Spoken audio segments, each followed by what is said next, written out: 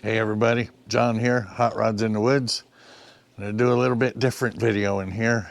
Maybe you wanna see my face, maybe you don't, but we're throwing it out there for you.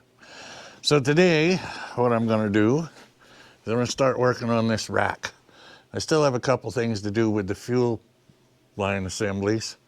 I'll grab a light here in a bit and show you what's going on there, but for starters, what I have to do is center the steering rack. I'm using my GoPro 9 with my remote microphones. I hope this works a little better for you guys, but let me get a pair of gloves and I'll explain to you what I'm doing. The reason I am grabbing gloves is because it's still like 45 degrees in here. So with gloves, everything is not so cold on my little tootsies. That being said, it's supposed to warm up to 60 today. It's actually February the 24th. Currently in the barn, it is showing 52 on the sunny side, but I believe it's still quite a bit chillier than that. So let me find a pair of gloves. And what's going to happen here is I've got to make new brackets for the rack. But first I want to get it centered and where it will actually line up to do something. Here's a pair. Anything's better than nothing. Plus, I smashed the heck out of my finger a while back. I don't know if I showed that on my YouTube channel or not, but I was putting a log in the fire barrel and it hit the one in front of it and bounced back and smashed my finger. So needless to say, black and blue the whole thing. And I went and the nail came off the other day. So it's all good, it doesn't hurt, life is happy. But so here we go. What's happening here is the rack assembly somehow needs to be like this, which is quite an angle. Now they had it over here and they had it up like that. And you can see there's quite a bit of an angle here. It was actually even over a little farther. But the big part is they had the bolts bent. Let me see if I can show you one of them. Like this. So they put it through the frame and then they bent this up to meet the angle. And there's no way you could ever tighten it. And on top of that, they used these little shimmy things made out of skinny walled box tubing.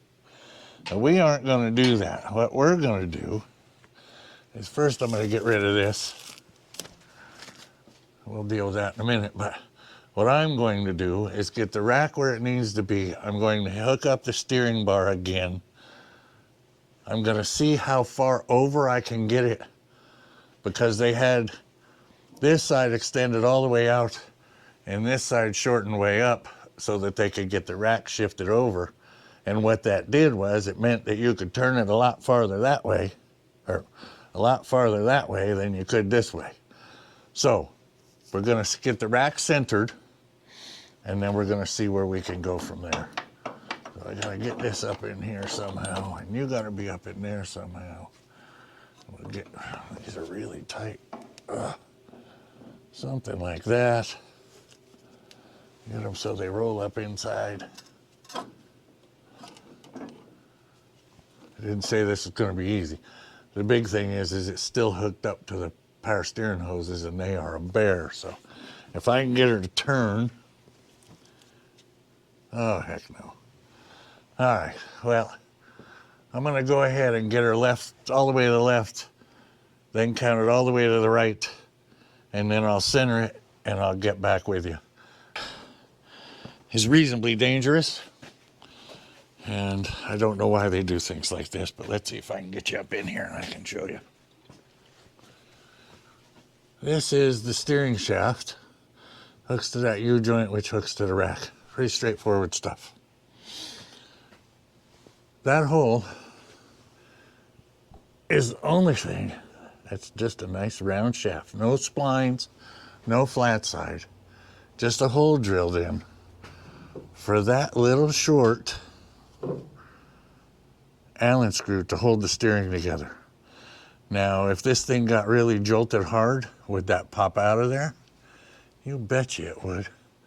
So what we're going to end up doing is we're going to end up welding that joint to this shaft because there's no other way.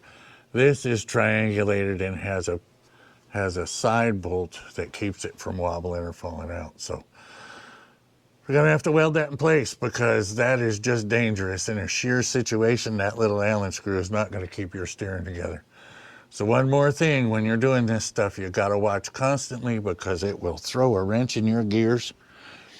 And remember, I didn't build this car, so I can only do what I find. And I'm continually looking just to see what else they screwed up. So let me get that rack back up in place with the steering hooked up, and then I'll show you how we're going to make our brackets. Okay, so everything is goofed up. So what we're going to do is we're going to start with getting these about the same. Right now I'm about 1.5 inches to the ends of the threads. I got it pretty good. That's close enough. Okay, now I'm going to center the rack because I know exactly where center is now. And it is right about there. So that's where the rack has to sit. Now where we run into a problem is the angle of the shaft coming forward and hooking into the steering. So what I have to do is I have to roll this up like this. It just needs to roll. The next problem we have is that the steering lines don't allow that to happen. And the reason they don't is because of the way they're put on there. So we're going to have to revamp that a little bit before we can go farther. But if I can get them to move, which I'm sure I can, it's just a Mickey Mouse setup of the way they're twisted, bent, put together. So if this is where we're going, then what I need to do is somehow tie this in place for a minute so that I can get her squared away. Now, I don't know how centered it appears. Let's see what we can do here. I'll go from the cross member bolt to the edge is about 3 1/4 there. It's a little bit longer there, but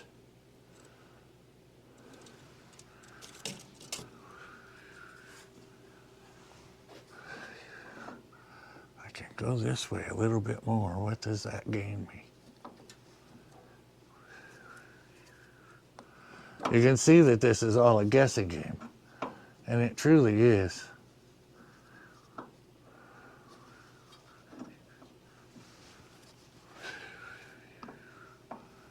And the reason for that is because it was never done right in the first place. I can't get this side of the rack down any farther, so if anything, this needs to come up like that. That squares the rack in place. The problem with that is when I do that, now it's hitting the bottom of the power steering pump pulley. So it needs to rotate even farther like that. Now if I do that, my boots are right against here. So it also needs to come out, which would make everything much easier if it just comes out to here. I'm just setting this in the hole just so I have some references. Let's get this one out there too so I can. I know this is moving it a little bit, but that's all right. I've got plenty of adjustment.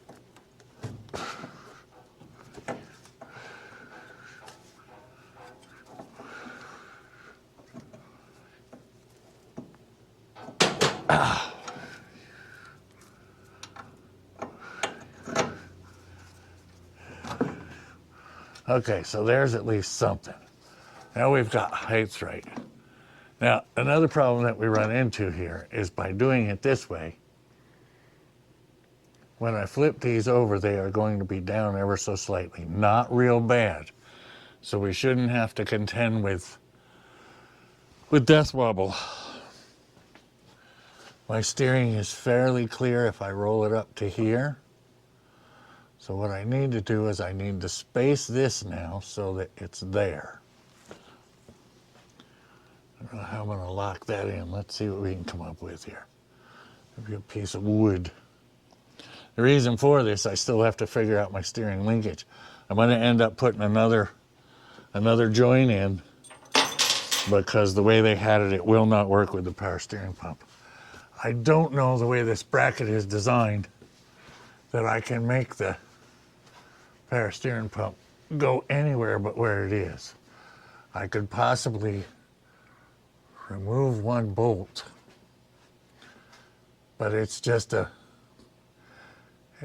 convoluted mess. It sure would make it easier if I could just swing that pump up. Let me show you what I'm talking about. Once again, when I'm doing this and you're working on somebody else's mess, it's kind of difficult to figure out at first. So here's where we are. As you can see, if I bring this shaft up into play, not only is it 3 inches short, but it's going to hit the steering. And the steering adjustment is all the way up. There are 2 bolts that hold it in place right there. If I remove this bolt, I could swing it up higher, but then and it's only held down by 1 bolt. That is not acceptable. I may be able to swing it out enough to get a dogleg bracket in there. The hoses are messed up. You can see they cut the frame up here. And they all do this, and that's okay, but I've got to make those hoses work. So, what my thought is to cut it back here, put a joint in, and then put my other joint there. So it would be like this. I would have to make a bracket to hold that joint in place. So, there's where we stand at this particular juncture. If it's not one thing, it's 10. So, we've got our exhaust tips out to the edge now. All I had to do was just move the pipes out a little bit because they pivot here at the headers. So I'm going to continue on with this and try and figure it out, and I'll get back with you once I have a better understanding of exactly what I'm doing. So stand by, I'll be back. In the meantime, while I'm doing this, it would be great if you would like and subscribe. I'm getting up there slow but sure, but I sure would like to have a bunch more subscribers. I know a lot of people watch. Apparently I don't light their fire and they move on, but it doesn't cost you anything to like and subscribe, and I could sure use the help. It helps me with that algorithm thing, and I'm trying to show people just what to look for and simple fixes if you use your head, and also the dangers of trusting other people that build this stuff in their yards and find out that it is totally unsafe. We've had numerous occasions to talk about that. We have the steering in this. We had the steering in the Model A pickup, if you go back a little ways, which is now still sitting here waiting on the red car to be done. We've got a whole new plan for that. If you watched the videos on this, you'll see that I designed a bracket to hold the rack for that car, which will be much more stable and safer than just bolting it with a couple bolts on the steering, the front straight axle. So we've also had the rear end in this, which was boogered up, and they tried welding bolts to cast iron to hold the spring in place, which didn't work, so they were just falling out. So it would have been nice to have the whole rear suspension just fall out on the ground. We have the rear end that came out of this Model A pickup where they welded the brackets on so poorly that they poked holes in the axle tube. We had the engine mounts in that Model A pickup that I removed by smacking them with a framing hammer once, and they just pretty much fell off the frame. So the good news is that we did not drive that truck down the road. because if we hit a good bump, there's a possibility the motor could have fallen out, which would be interesting at best. Oh, and also when we were taking it off the trailer, the steering linkage fell off of the rack, so that wasn't good either. So you got to be real careful with this stuff, guys. And I'm not the guy to try and hide anything. You can see exactly what I'm doing. You'll see how I make these angle brackets. I'm going to weld them probably right to that front frame rail. And once it's done, it's not going anywhere. So stand by for that. I'll be back. Okay, so we have it roughly in its final resting place. My steering shaft is barely clear. I really need to roll it just a hair farther. I'm going to grab, of all things, a wire tie, and I'm going to try pulling down the back just a little bit. I need just a hair. And if I can do that, we can make it work right where it is. So this is it's all a game of numbers, guys. You got the number of attempts before it comes to fruition. So the rack is reasonably straight compared to the frame rails, compared to the cross member. It's not going to have a whole lot of angle on the tie rods for bumpy steer, and I can actually get the linkage on it. My concern at this point is as soon as I put that wire tie on, everything's going to fall back down and I get to do it all again. But we'll try it and see what happens. This is like the final big thing on this car. Once this is done, like I said, I do have to do a little fuel line work. Come on, baby. Give me what I need. There you go, just like that. And let's see if the U-joint will fit.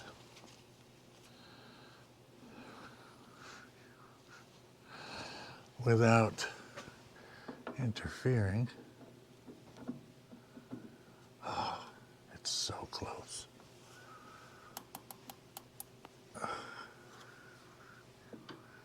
I would say that is acceptable. Okay. If nothing moved, and it appears like it's okay for the moment, what I'm going to do is I'm going to make a cardboard template. It did move, didn't it? See, that's the problem. Yeah, the passenger side moved down a little. So now that I've got that over there, okay, I need to pop this. Oh, here it goes. Here's where everything falls apart. Here's where everything falls apart. Let's see.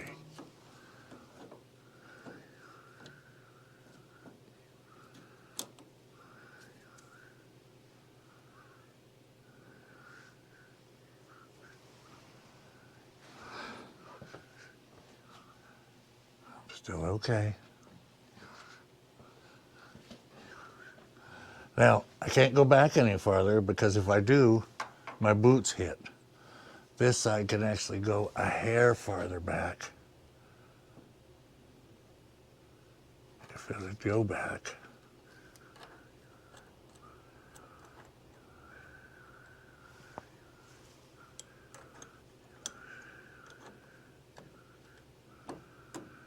But like that.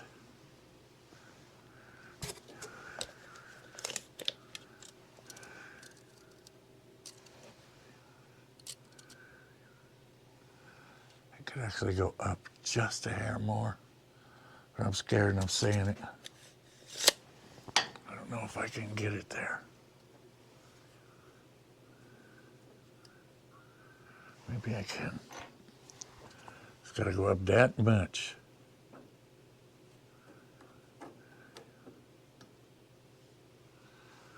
Did it go up or did it stay in place? I can't tell. Let's see.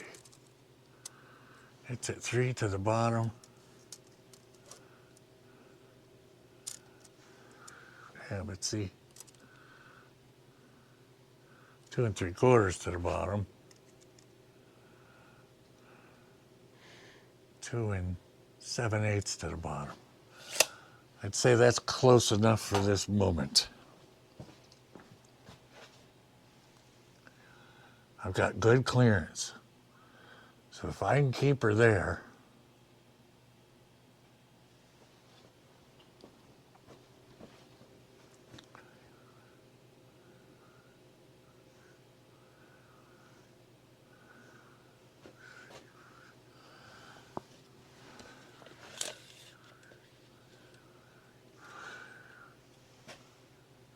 here's a hard measurement for you because nothing is the same.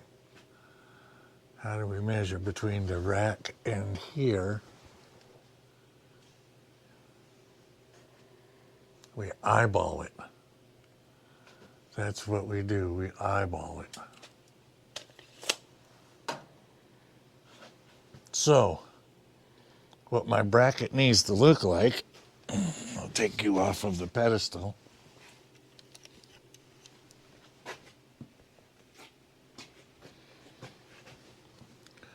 Now you can see what we're working with, which explains why those bolts were bent, because they just went through the hole, bent it up, set the rack on it, good to go.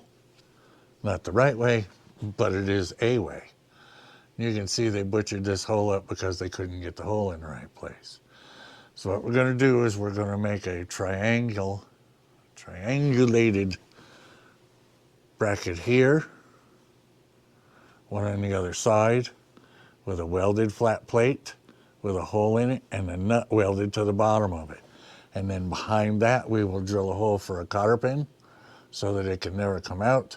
We'll put a lock washer up on top, so it's not only locked with a lock washer, but it'll also have a cotter pin, so if it does somehow or another try to come loose, we've got it. We'll do the same for this side. Hopefully they will match up.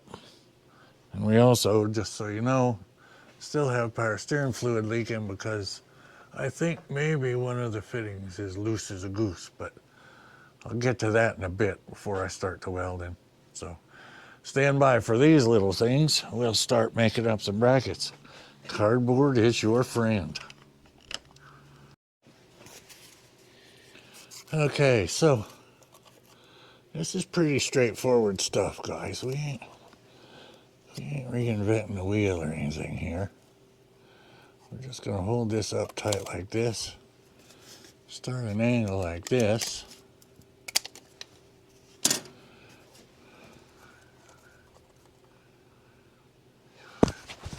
Now you have to remember to leave space for the plate that you're going to actually attach to.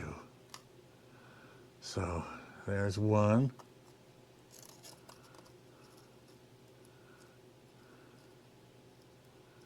I'd say that's two.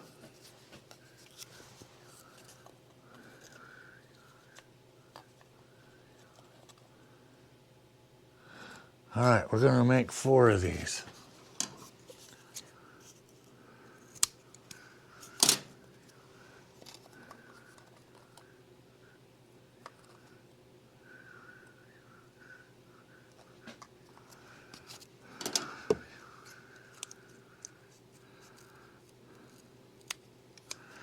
Now, problem we're going to run into, let me show you this.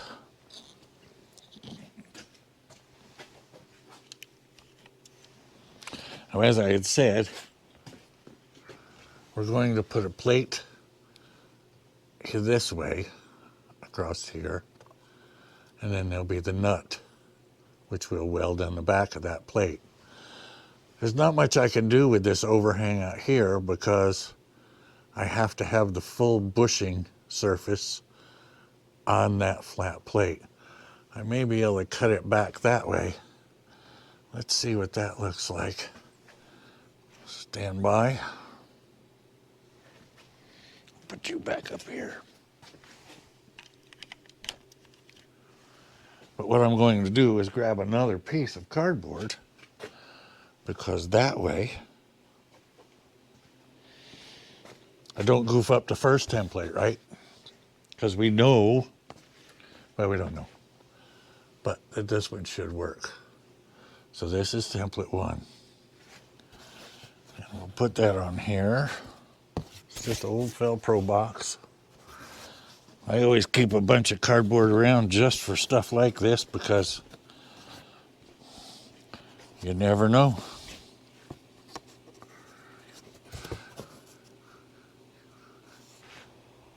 So I just walked over here to my wife's sewing machine table and used a Sharpie to mark out the basics of it. So we'll put that one there. We'll cut the angle of this one.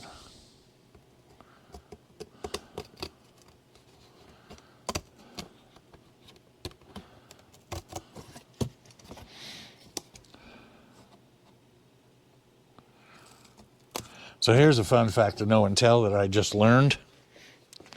Did you know that the United States Postal Service charges now if you want real tracking on your packages?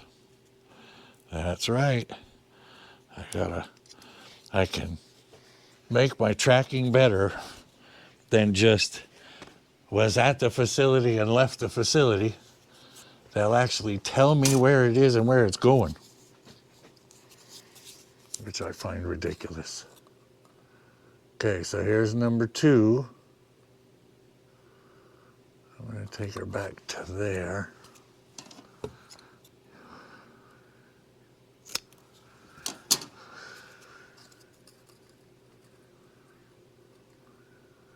Wow, I aced it. That would work. Okay, so what I'm going to do, I'm going to cut them with this template. I'm going to save this one because I may need it in a bit, in case I screw it all up. Now, the material I'm going to be using is cold rolled steel. I'll walk you over to my scrap steel bin.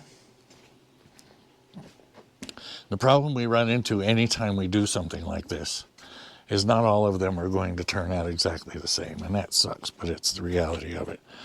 So I'm going to use a piece of this, which is 1/4-inch plate. Now that's more than strong enough, especially considering what we're welding it to. But we have one advantage, which will help us in the strength. Number 1, the rack itself is mounted in rubber, so cushioning is not going to be an issue. This is good heavy-duty stuff. Number 2 is right alongside of this. I have a hole here and a hole here, and I also have a hole right here, which actually has a support. They're actually a piece of pipe. I don't know if you can see it. Let me set this piece aside. Ooh, that's plenty bright enough. And can you see? There's actually a plate right there. So on either side, we have structure. Now this is stamped and spot welded together, and it's, I don't know, probably 3/16 or something. And they relied on that to hold the rack. So we're going to go ahead and make those brackets, and the one will actually weld right into this. What I may do, it might work out quite well. Let's see. Is that a...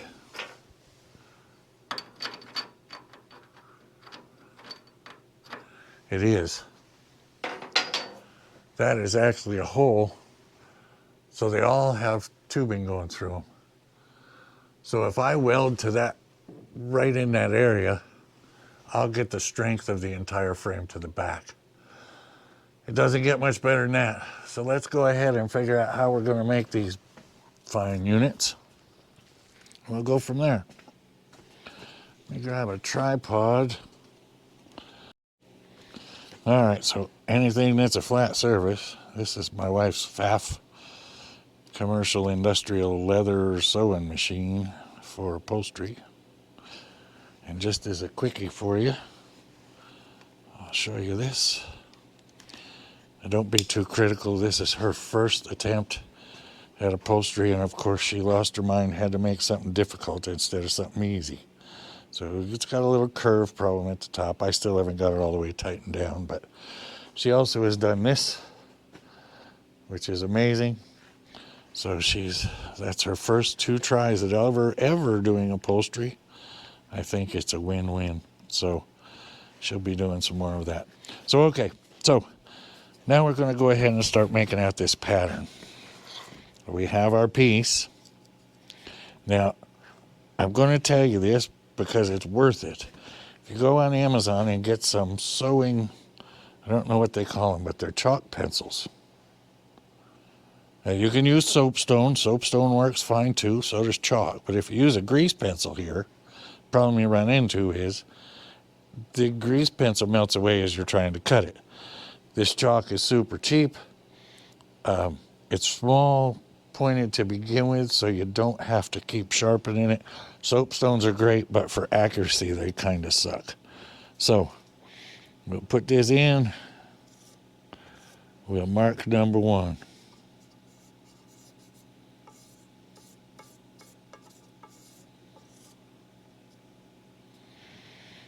I am going to do this radius on the back, just because they have a radius actually on the rail as well. So there's 1. Now we're going to come back over here.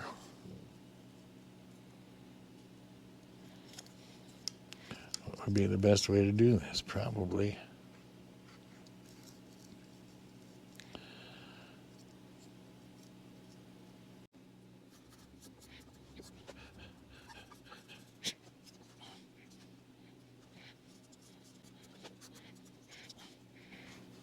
I don't know that this is the best way to do this, guys. We'll make that determination at a later date.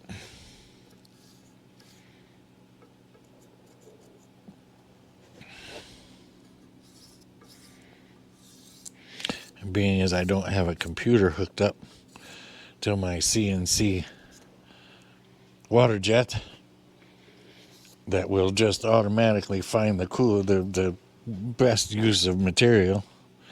Just for grins, let's try one down here the other way.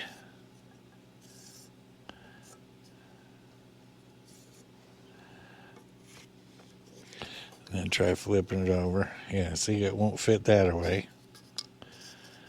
And that way uses up the same amount. So I guess it really doesn't matter, does it? So we'll cut out our V. We'll cut out our V.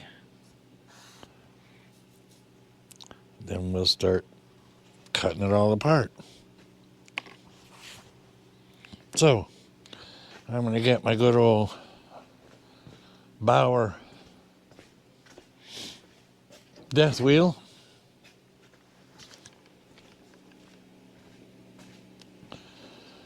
This fine unit right here. And I'm going to go to cutting. I'm going to go outside and do it so I don't have metal shavings all over in here. Okay, so I went outside. Blue sparks all over the yard. Here's what we've got. I'm going to put these gloves on just because now this stuff's hot.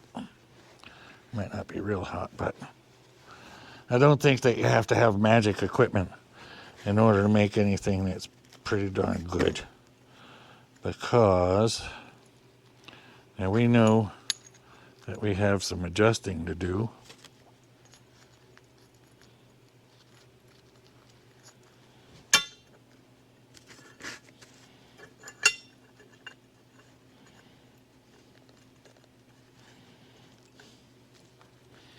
But for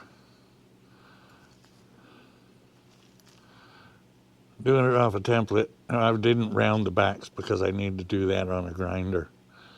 So what I'll do is I'll clamp these all together and I will take them to the grinder. And we'll grind them up a little bit, get them a little flatter. So stand by for that. I'll be back. We'll make them all look like they fit right.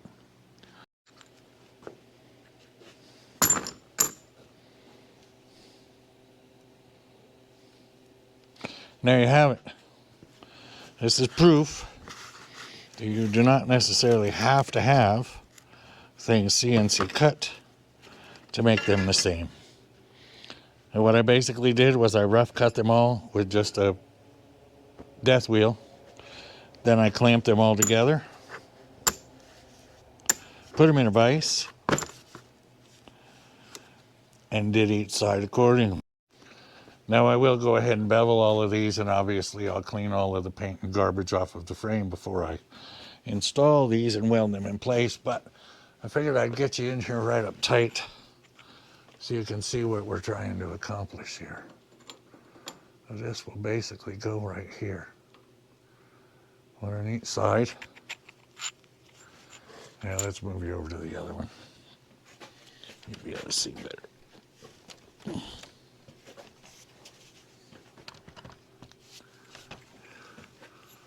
I think while I was goofing around, the rack moved. So this will go here. And this will go here. Right up tight to the rack, of course. And then the nut will be welded inside it. And we'll be good to go. So I'm going to go ahead, make my little plates, figure out where the nut goes, and start welding these. Yeah, my cord has got me here. And start putting this together. I think it'll work out okay. We'll know in a little while.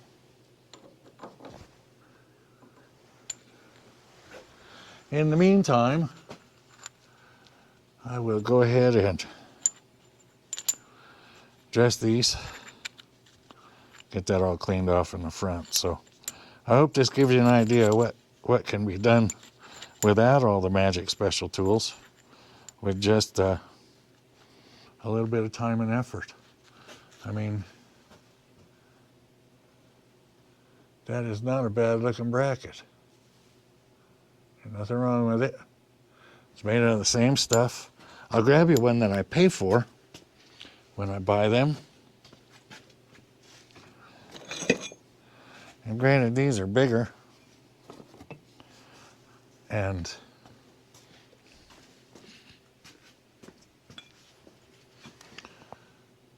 you pay a bunch of money for this. You can see how tight the cut is. This is, I believe, CNC. It looks like probably water jet. And I grant you, that ain't exactly the same.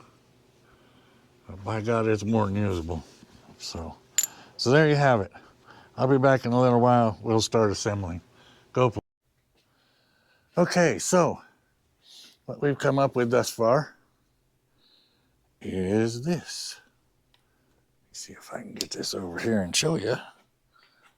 Yeah, it's going to be a pain. Let's get you out of here.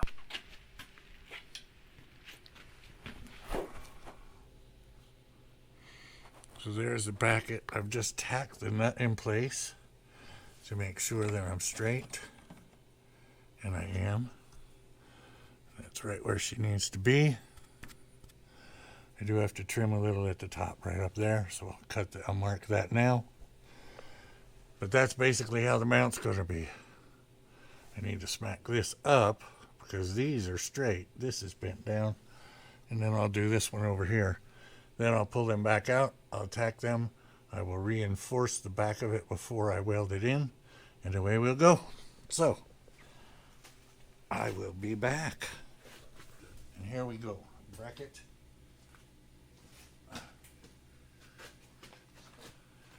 Well, you can see that. Of course, I'll dress it, but it's reinforced with another piece of plate. It basically makes an H with a nut on the front. We'll slide it right in here like this. Still a little warm, that's why I'm using the pliers. We'll pop this in here like this.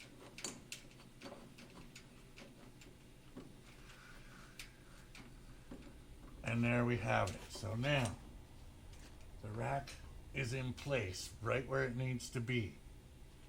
So that's where she's sitting, everybody. Get the mud daubers out. So now what I've got to do is I've got to mark here. Can you see this? No, you can't see this. I need to mark here and here. And get this back up against there. Grind that all out. Get all the transmission fluid off it so I don't light a fire. And do the same thing over here. I haven't decided if I want to put a plate there or not. It probably would be nicer if I put a plate across there to cover all those holes. So maybe I'll do that. That would look much better from the front. So let's do that. What I'll do, oh, I don't know if I can. What happens if I slide this out just a, ooh boy.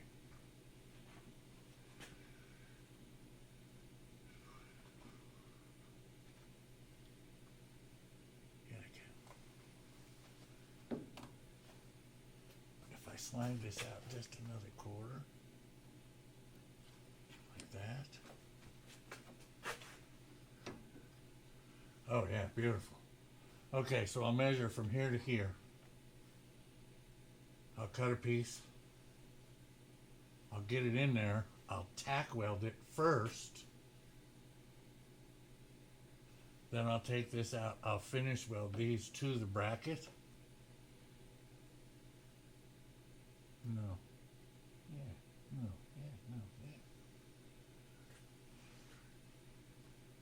Should I bolt that plate in?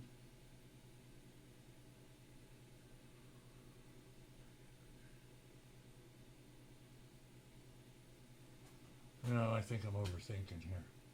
I think I'll put a piece in between just to cover up that Mickey Mouse slot. But I'll weld these to the frame first, then I'll weld those to the plate. And the plate will be more for appearances. Because I don't mind the holes out here and the holes out here. That's factory stuff that isn't going to hurt anything. This big old slot just looks like hell. So I got to do something with it anyway. And the thing to do is to cover it. Probably, I don't know if I can or not. Let's see if I can bend that out a little bit.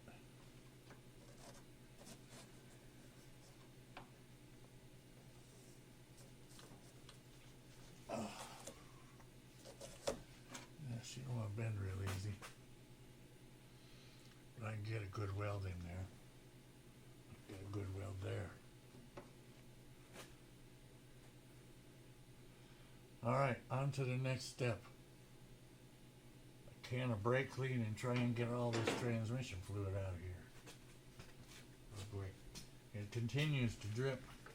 I'm going to have to drop it down a little bit and see if I can't get that line tightened up. And then I'll blast all this and we'll see where we go from there. But thus far, this is a win. We're going to make it mucho tougher. And it's going to work.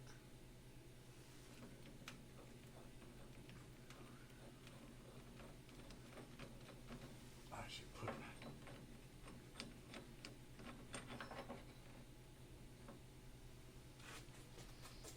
I'll go ahead and cut a small piece.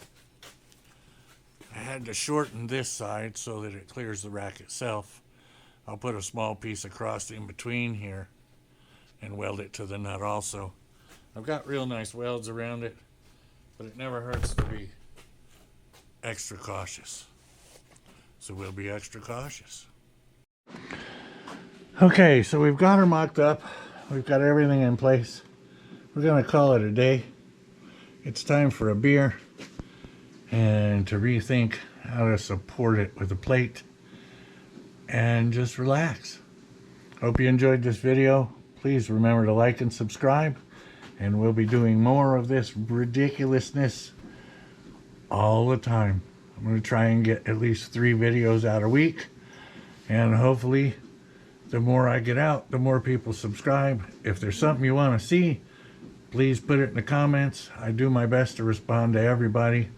I know I miss a lot once because I don't think of it sometimes, but I'm going to get better at that too now that I'm starting to figure all this stuff out. So thanks for watching, everybody.